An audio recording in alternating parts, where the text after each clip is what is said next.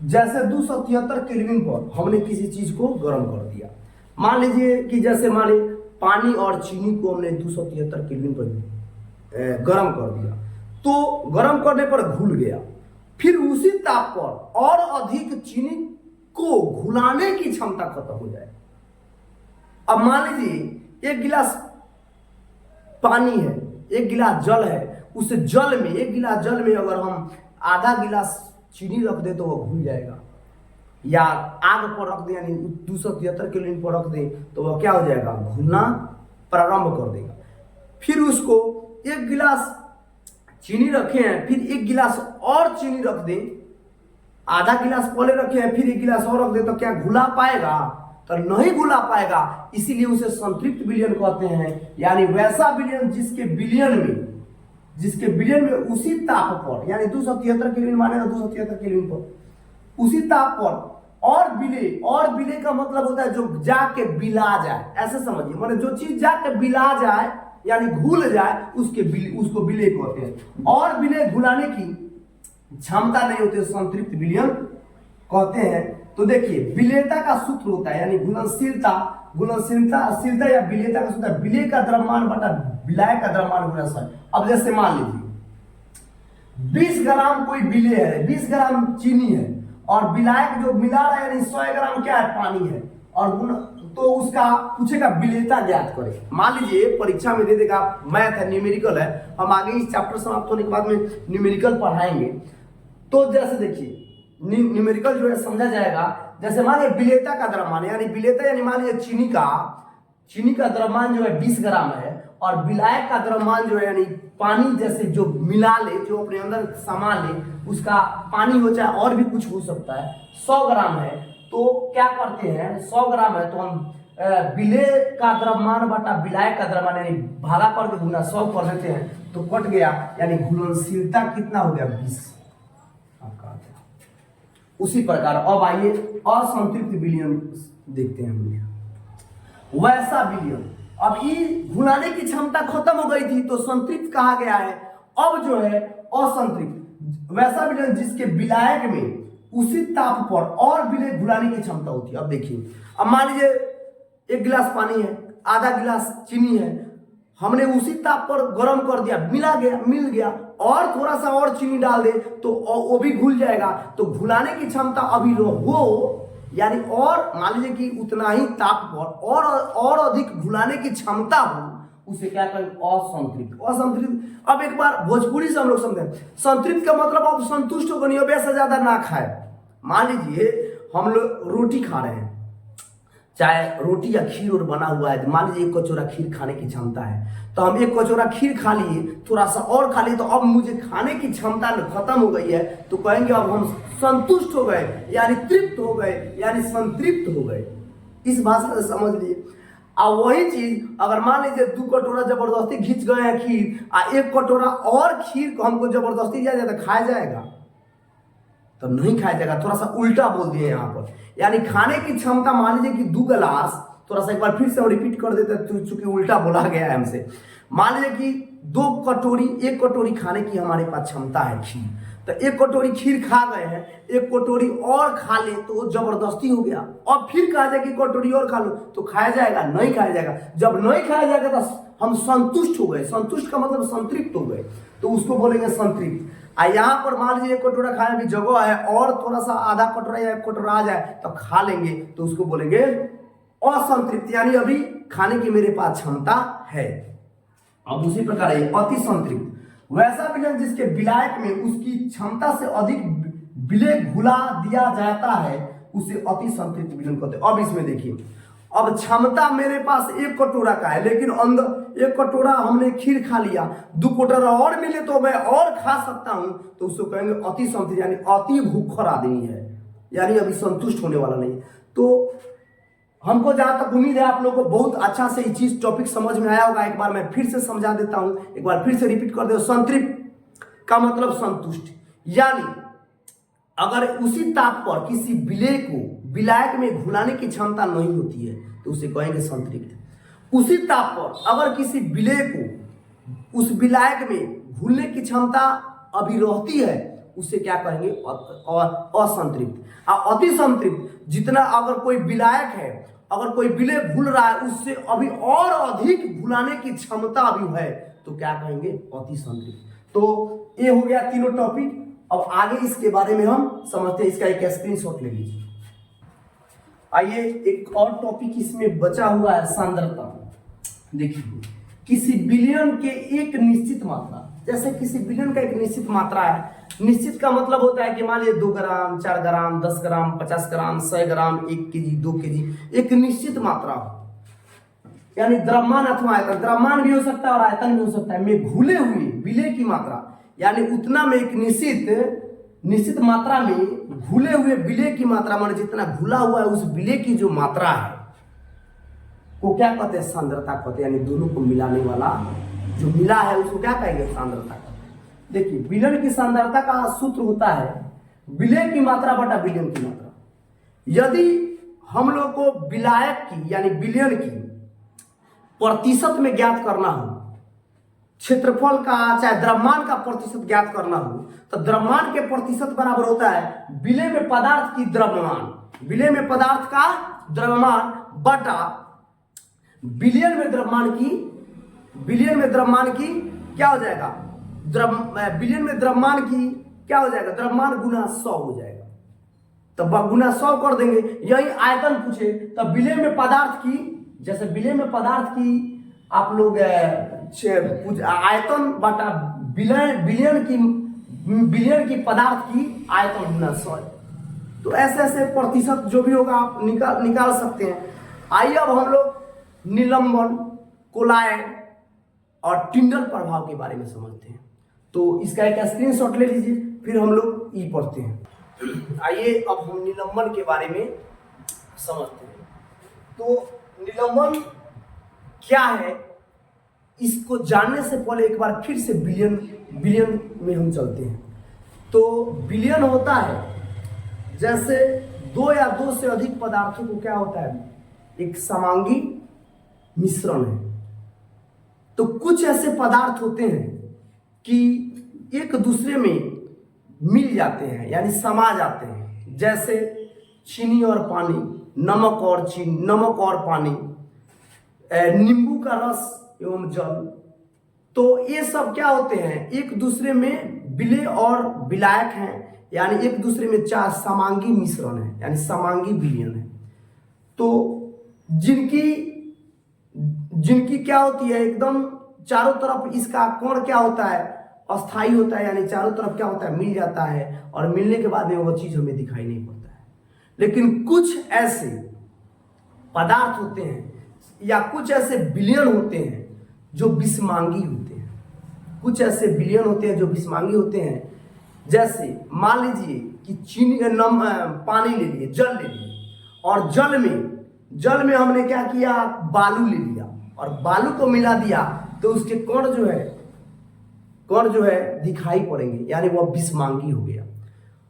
हम मिट्टी ले ले, जल ले ले, मिला देंगे, लेकिन वह मिट्टी का कण क्या होगा, हमें दिखाई देगा, तो क्या हो गया, विषमांगी हो गया। ऐसे बहुत सारे पदार्थ हैं जिसको मिलाने पर वह विषमांगी होते हैं, यानी वह दिखाई देते रहते हैं, यानी मिलते नहीं है, यानी विलय और विलायक जो है मिलते नहीं है, यानी विषमांगी होते हैं, दिखाई पड़ते हैं मिलने के बाद में।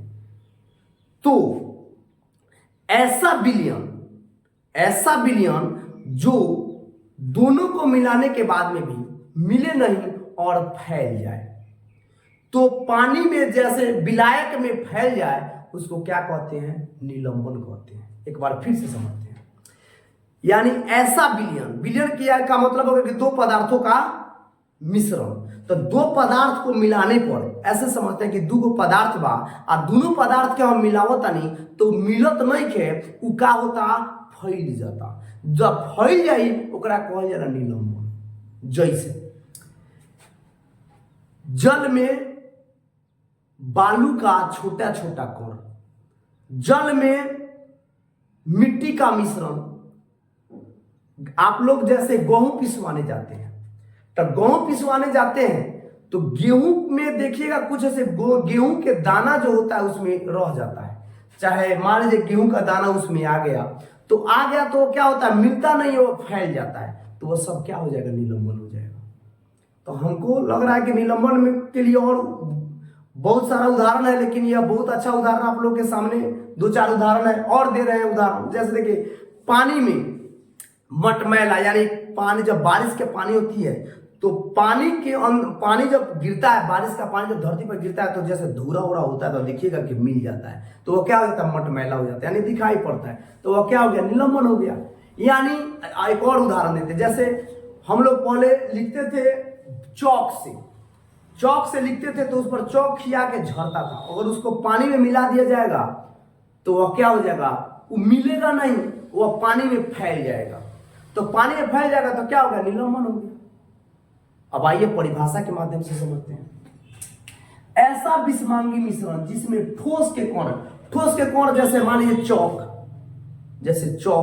का वह मेहीन कण बिना घुले पूरे द्रव में फैल जाए, तो देखिए मान लीजिए चौक रगड़ के चाहे मिट्टी रगड़ के छीट दिए तो वह क्या हो जाता है, चाहे जैसे गेहूं का जो आटा होता है महीन होता है, उसमें गेहूं का कुछ कण जो होता है उसमें क्या होता है, मिलता नहीं है, फैल जाता है, तो द्रव में क्या होगा, फैले रहते हैं, उसे क्या कहते हैं, निलंबन कहते हैं।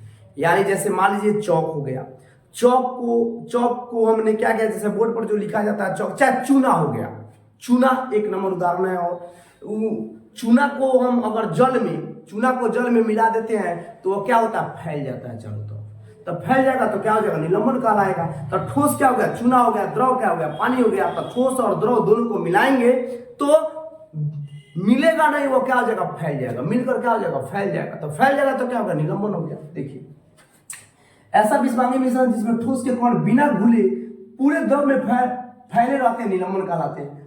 अब इसके कुछ गुण होता है, जैसे उदाहरण के लिए हम लिख देते हैं आटा और गेहूं का कण, 1 नंबर हो गया। 2 नंबर चूना और पानी का मिश्रण चौक, अब लिख लीजिएगा चौक और पानी का मिश्रण। अब इसका कुछ गुण होता है, देखिए यह एक विषमांगी मिश्रण है। विषमांगी का मतलब कई बार बताया जा चुका है आप लोगों को। विषमांगी का मतलब होता है कि द्रव और कोई पदार्थ अगर मिलाते हैं तो जो मिल जाए वो समांगी, जैसे चीनी पानी मिल जाएगा तो दिखेगा हमको, नहीं दिखेगा तो समांगी हो गया, और दिख गया तो विषमांगी हो गया, यानी मिलता नहीं है, दिखाई देने लगता है तो विषमांगी हो गया। इसके कोणों का व्यास 100 mm से बड़ा होता है। अब देखिए इसके कोण जो होते हैं, यानी निलंबन का जो कोण होता है, निलंबन जो करते हैं जो कोण होता है उसका क्या होता है, 100 mm से बड़ा होता है, यानी nm का मतलब क्या होता है, नैनोमीटर बहुत कम होता है। तीसरा, इसके कोणों को आंखों से देख सकते हैं। अब बताइए चौक हो या जल हो, जब दोनों को मिलाएंगे तो आंख से आराम से दिखाई दे देगा। मिट्टी हो, जल हो, मिलाएंगे आंख से दिखाई दे देगा। आपका बालू का रेत हो महीन और जल में मिलाएंगे तो आसानी से दिख जाएगा। चूना हो, जल हो, आराम से दिखाई दे देगा। आप लोगों का और उदाहरण लेते हैं, आटा हो, गेहूं का कण हो, मिल जाएगा, आराम से दिखाई दे देगा। तो जो दिखाई दे देगा उसको क्या कहेंगे, विषमांगी। तो आंखों से देख सकते हैं। चौथा, इसके कण प्रकाश से किरणों को फैला देता है। अब बताइए आप, मान लीजिए छोटी सी कोई वस्तु है, जब प्रकाश आएगा तो चारों तरफ टकरा के, मान लीजिए कण है तो प्रकाश आएगा तो टकरा के फैल जाएगा। इसको 10वां क्लास के फिजिक्स चैप्टर में हम लोग और अच्छा से समझेंगे और अच्छा से इसको बढ़िया से समझा जाएगा। चलिए 5वां, इसको कुछ देर स्थिर छोड़ देने पर इसके कण पृथक होकर नीचे बैठ जाते हैं, अतः निलंबन अस्थायी होता है। जैसे तलछट के बारे में पिछला वीडियो में हमने बताया था, तलछट के बारे में। तो जैसे मान लीजिए कि हम खूब एकदम पानी को रख दें, पानी में बालू रख के रख दे तो पूरा फैल जाएगा, लेकिन कुछ देर छोड़ देते हैं तो आके तलछट हो जाते हैं, यानी तल में आके क्या होता है, छट के बैठ जाता है। तल में छट के बैठ जाना तलछट कहलाता है। तो इसका मतलब ये हुआ कि इसको कुछ देर स्थिर छोड़ देने पर क्या हो जाएगा, या थिरा जाएगा। इसको बोलते हैं थिरा जाएगा, यानी थिरा के नीचे अस्थिर हो जाएगा। पानी ऊपर से बहवा देंगे, जो बच जाएगा वो हो जाएगा। अब 6ठा है इसके कण छन्ना पत्र से आर पार नहीं निकल पाता। अब बताइए, अगर बालू मिला दिए हैं, चाहे बालू मिला दिए हैं और पानी में घोल दिए हैं, जब उसको छानेंगे तो बालू का कण जो होता है वो नीचे आएगा, नहीं आएगा। तो इसलिए छाना पत्र से यह क्या होता है, छाना पत्र से छाना नहीं जाएगा। तो मुझे विश्वास है, उम्मीद है कि आप लोगों को निलंबन बहुत अच्छा से समझ में आया होगा। आइए इसके बाद में हम कोलाइड के बारे में जानते हैं। चलिए इसका एक स्क्रीनशॉट ले लीजिए। अब हम लोग समझते हैं विलियन, कोलाइड विलियन के बारे में। तो देखिए कोलाइड विलियन क्या है, तो अभी निलंबन पढ़े हम और निलंबन के पहले पढ़े थे विलियन। तो देखिए कोलाइड जो होता है, कोलाइड विलियन, विलियन और निलंबन। तो विलियन और निलंबन के मान लीजिए विलियन का जो आकार होगा, विलियन के कोण का जो आकार होगा और निलंबन के कोण का जो आकार होगा, दोनों के बीच में होता है। जैसे मान लीजिए पत्थर का एक कोण हो गया, और एक ले लेते हैं चाहे मोटर, मोटर का एक दाना ले लेते हैं और एक सरसों का दाना ले लेते हैं। तो दोनों एक बड़ा हो गया, माने उससे थोड़ा बड़ा हो गया, इससे बड़ा, और दोनों के जो बीच में होगा, दोनों के जो बीच में होगा उसे कहेंगे कोलाइड विलियन, यानी कोलाइड विलियन, कोलाइड विलियन कहेंगे। जैसे यानी तो इसका परिभाषा के रूप में, डिफिनेशन के रूप में कैसे कहेंगे, तो निलंबन के कोण और विलियन के कोण दोनों के बीच वाला क्या होता है, दोनों के बीच के इसकी आकार का कोण होता है। तो आइए परिभाषा के डिफिनेशन के माध्यम से इसको समझते हैं। कोलाइड विलियन, कोलाइड एक ऐसा विषमांगी मिश्रण है। सबसे पहले यह ध्यान देना है कि कोलाइड एक विषमांगी मिश्रण है।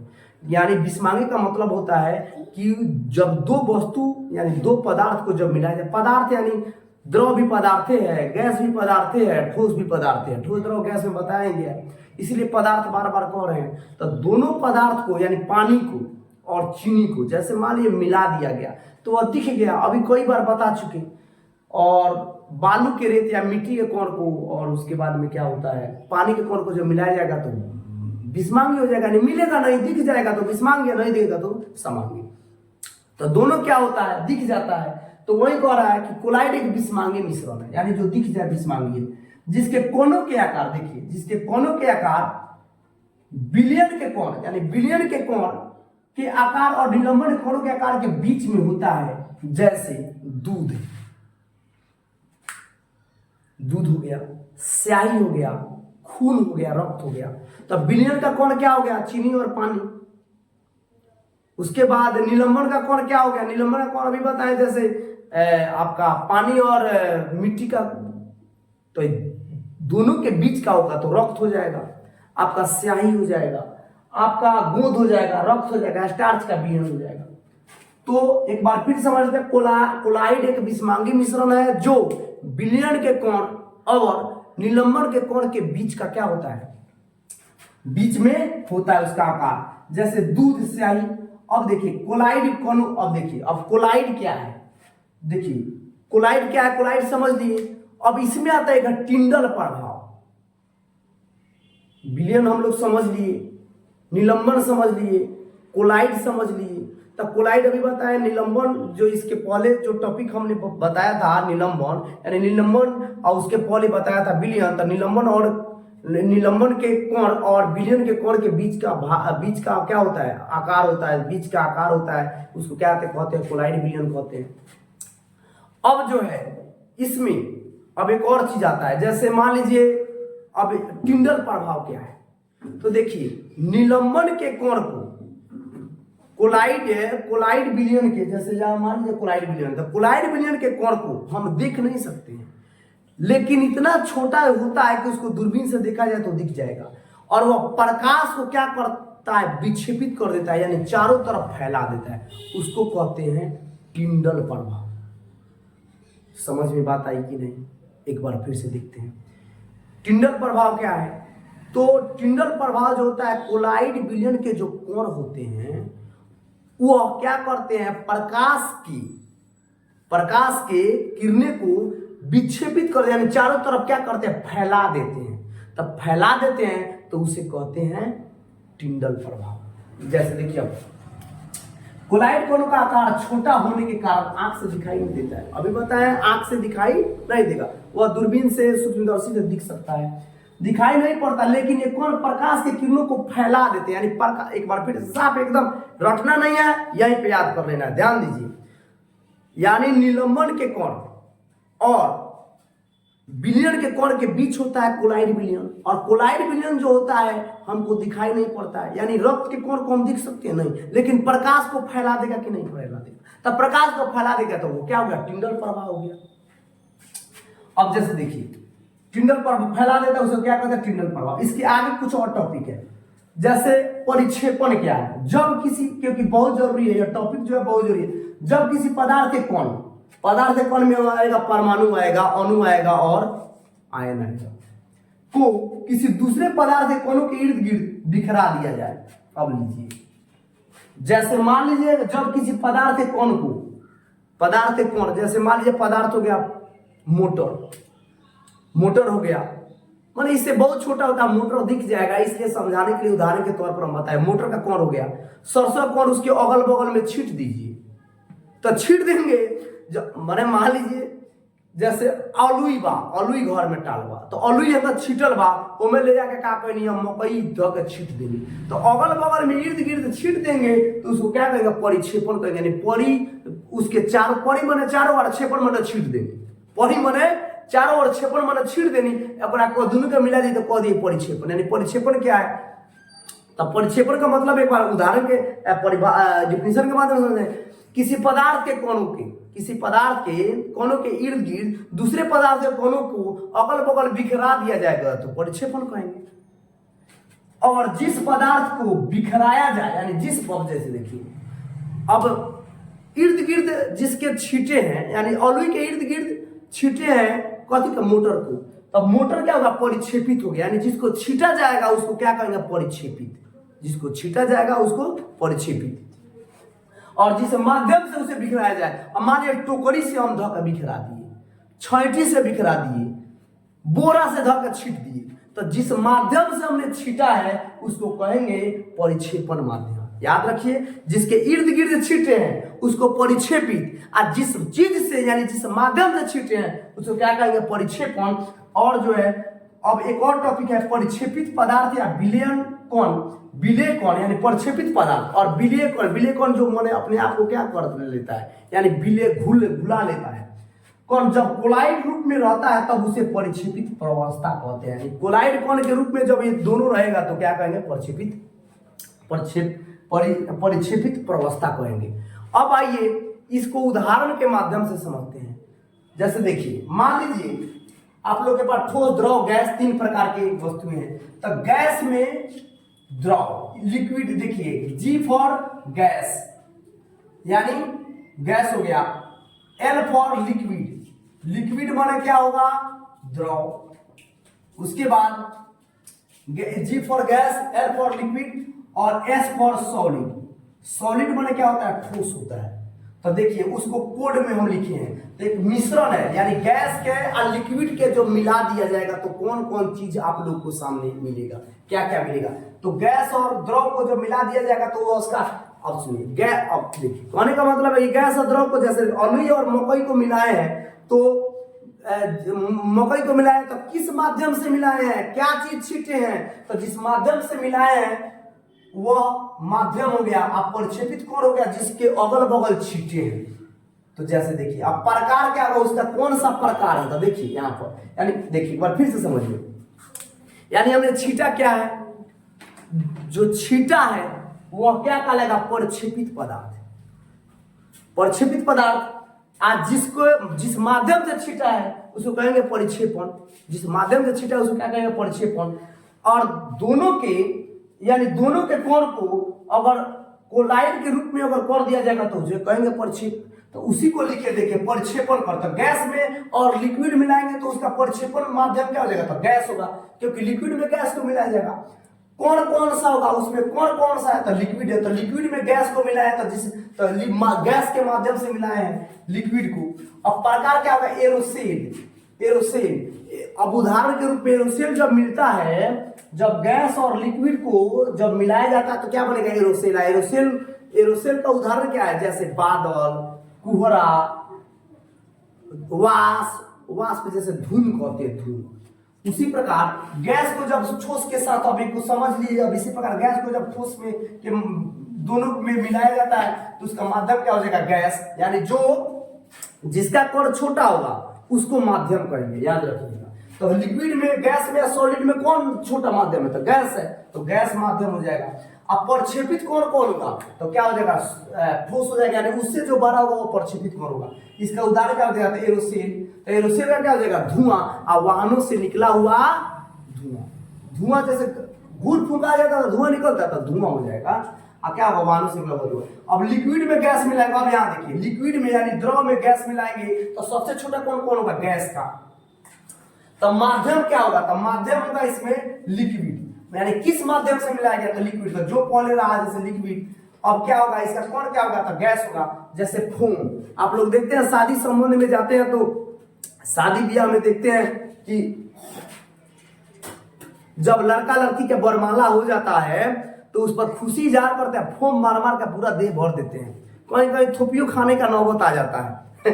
तो ऐसा काम मत कीजिए कि फोम मारिएगा।